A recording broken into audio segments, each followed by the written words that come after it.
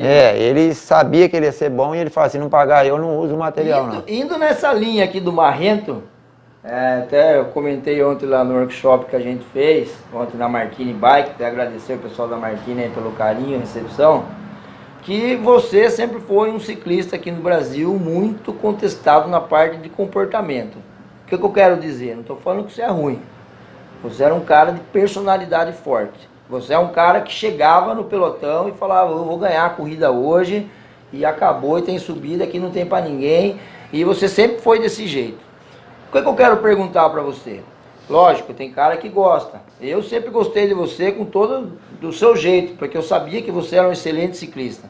E gosto de você como pessoa. Aí é a parte. Mas assim, quando você chegou lá na Europa, numa equipe de estrela, com gente de fora, e um brasileiro que não tem tradição no ciclismo ainda no nosso país, você vai conquistar o seu lugar. Você chegou pianinho, vamos dizer assim, mas assim, ou você chegou já botando para quebrar e falou, não, eu sou o Sabião e eu vim aqui para buscar o meu espaço. É lógico que a gente, dentro da gente tem essa competitividade e tal. Mas você não pode externar às vezes isso aí. Eu quero saber se você já chegou, como que foi sua chegada lá, a recepção, como que você lidou com isso aí, estar numa equipe profissional? Olha, antes de ter ido para Reinos, eu fui para a Itália. E quando eu fui para a Itália, eu cheguei na Itália, para correr na Itália, aí os caras pegaram e falaram assim, ó, vão treinar com ele para fazer um teste brasileiro, ver se ele é bom mesmo, sabe?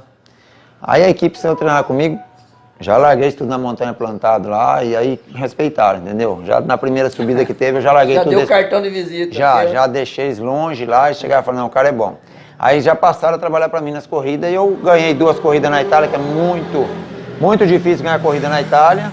Eu consegui ganhar 2 corridas na Itália e me dava bem em todas as provas e assim, prêmio de montanha eu ganhava todos que tinha na Itália, não tinha um que eu não ganhava, sabe? Todos os prêmios de montanha que passava eu ganhava. E eu cheguei a ser convidado para correr na Fanini, como profissional. Que eu deveria ter ido na Fanini, que era uma equipe mais fraca do que a gente. O Ferraro corria lá também amador na Fanini. Né? E eu cheguei a ser convidado, mas não teve como a dificuldade de comunicação era muito grande, ele ligava lá no telefone da KPM e não me achava, estava treinando. Eu ligava lá na Fanini, não achava, ele tinha saído. Ficou aquele desencontro, acabei fechando com a Caloi, mais um ano pela Caloi. Fui para a Caloi. Então, era uma oportunidade melhor ter corrido uma equipe pequena como a Fanini. Quando eu cheguei na Reynolds, a minha primeira corrida, eu lembro muito bem que estava um frio e chuva, era uma prova de 180 quilômetros. E eu fiquei dentro do micro-ondas, a gente ficava dentro do micro-ondas, eu pus tudo, aquela luva... Micro-ônibus. Micro-ônibus eu vou por exemplo, esquentar.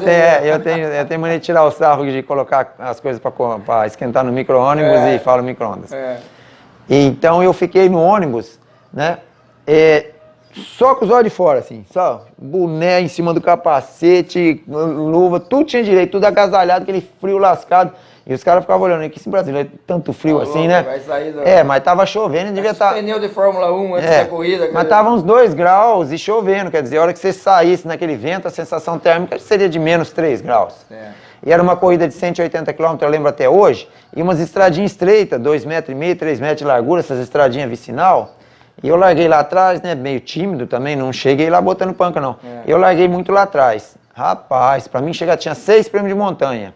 Para mim conseguir ver a ponta do pelotão, eu demorei uns 120 quilômetros. Para conseguir, vai passando. Eu fui chegar na ponta do pelotão, eu tinha andado 120 quilômetros no pé da penúltima montanha, que era uma montanha muito dura, que o prêmio era maior do que... Mas já tinha selecionado bastante já aí, já. Não sei se tinha selecionado, fui passando. Na hora que eu cheguei lá, eu consegui ver a clareou ali, que tá os carros na frente, que eu vi a ponta do pelotão, chegou numa montanha que era mais importante que a chegada. Quem ganhasse aquela montanha... era um prêmio dobro de quem ganhasse a corrida. Ou quem ganhasse a corrida não era tão importante como quem ganhasse o prêmio da montanha. Era a montanha, que o espanhol valoriza muito a montanha. Aí eu já cheguei ali, eu já estava entre os 20 naquela montanha, já fui passando todo mundo, ataquei, larguei todo mundo, ganhei a montanha. A hora que eu mergulhei para descer, encostou mais 3 ciclistas comigo, 3 ou 4, não lembro. Aí a gente foi embora.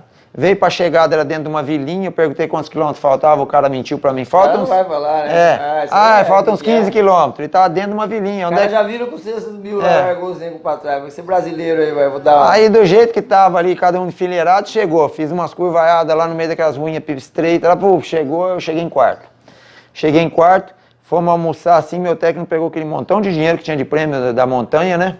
Mas meu quarto lugar já foi, a equipe era 18 ciclistas, amador. Ele foi dividindo entre todo mundo. Rapaz, fiquei com uma raiva, rapaz. Ninguém fez nada, a maioria nem terminou. E os caras chegaram lá atrás e pegou e dividiu todo aquele dinheiro com todo mundo. Falei, puta, meu dinheiro, cara. Aí eu fiquei quieto. Mas em compensação, depois eu vi que eu ganhei o respeito da equipe. Todas as corridas eles iam pra frente, ó.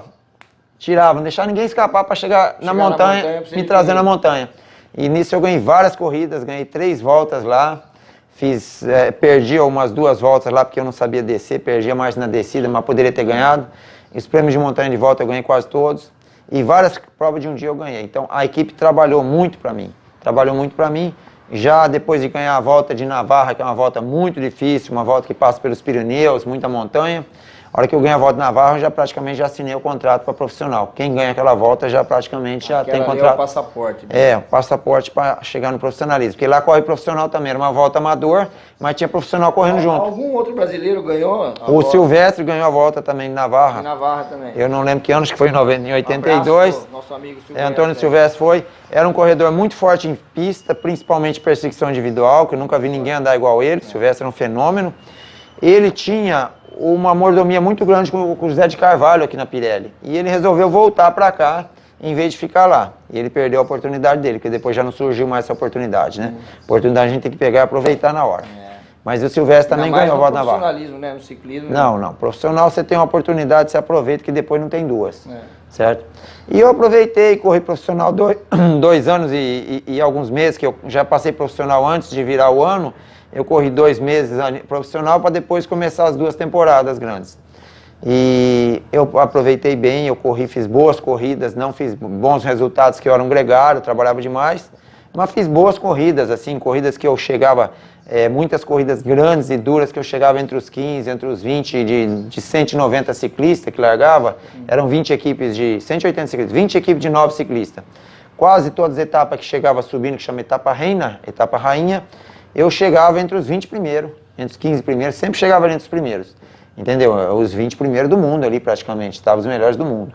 Então eu fiz boas corridas lá como profissional, mas eu não me adaptei com o frio, a solidão de ficar fora de casa e com o regime de eu ter que ficar trabalhando demais. Eu não admitia que eu era bom e tinha que ficar trabalhando para os caras e não me dava a mínima oportunidade. Talvez você não tenha esperado o seu tempo certo ainda, você acha? Eu deveria... Ou você acha que mesmo? Eu acho que eu deveria... Os cara, me sugou. Nesse segundo plano aí. Não, eles me sugaram por eu ser estrangeiro, eles me sugaram para trabalhar ao máximo. Porque o Eusébio gostava muito de mim, mas o Eusébio não era o primeiro técnico na época. Era o Echeverri que era o primeiro técnico. E ele não ia muito com a minha cara, sabe? Porque eu sempre fui carrancudo, tudo. Eu não era um cara de ficar babando... Agradando ninguém. Agradando ninguém, não ficava puxando o saco de ninguém. Tá certo. Eu era quietão, cara fechada, tudo, ele já não ia muito com a minha cara. Nem ele, nem o Pedro Delgado. Sabe, o Pedro Delgado era um cara meio arrogante. Eu já me dava bem com o Induranho. O Induranho era um cara bacana, ficava no quarto com ele, a gente conversava, trocava ideia. O Induranho era um cara bacana, sabe? Fazia questão de trabalhar com o Induranho. Se o Induranho estava em dificuldade, eu ia lá, ajudava. Quando o cara conquista o seu respeito, a sua simpatia, você passa a trabalhar com, né, com mais prazer, vamos dizer assim, né? Às vezes eu estava no pelotão, o Induranho estava ali, você está precisando de alguma coisa? Quer água? Quer... Lá a gente toma chá quente por causa do frio. Quer um chá quente? Quer alguma comida? Aí eu ia lá no carro, lá atrás, pegava, voltava. Daí é duro de chegar lá no carro, pegar as coisas, encher o bolso e ir lá na frente levar para os caras. Então eu fazia isso daí pelo Induranho e pelos outros companheiros, mas pelo Delgado eu não gostava muito, que ele me tratava meio sem educação. Mas tinha muitos ciclistas que era muito pior que eu, que tinha mordomias lá na equipe, e eu não. E foi onde eu me emburrei tudo, entrei em atrito com o técnico e acabei vindo embora. De lá eu fui para Portugal, ainda corri 1 ano em Portugal. Mas eu deveria ter procurado uma equipe na Espanha, amadora, fraca, onde eu poderia correr só livre, sem ter que trabalhar para ninguém. Não ter ido para Portugal, o meu foi ter ido para Portugal. É que você já foi na melhor equipe que tinha na época, então, eu deveria ter uma equipe pequena. Uma equipe onde é que não fica lá na frente trabalhando. Você corre livre, esperando fazer um resultado. Aí eu poderia ter tido algum resultado e me adaptado ao profissionalismo com mais facilidade. Não todo dia trabalhando lá de puxando. Você pegava todos os dias, 5 dias de corrida, você puxava todo dia 180, 150 quilômetros, só no finalzinho que você morria que começava, mas sempre revezando. Então você não tinha muita possibilidade de fazer nada no final. Trabalhava demais. E chegava no final das voltas muito cansado. Se você correr só de roda ali, esperava uma fuga para tentar sair numa fuga, se aparecer, é muito mais fácil. Agora, se você fica na frente, no vento, lá puxando o tempo todo, ele se acaba. Vamos voltar pro Brasil aqui agora. Voltar pro Brasil. Como o Bike Resenha gosta de colocar história aí, já foi aí 25 minutos, o papo bom roda, né? Tá bom. E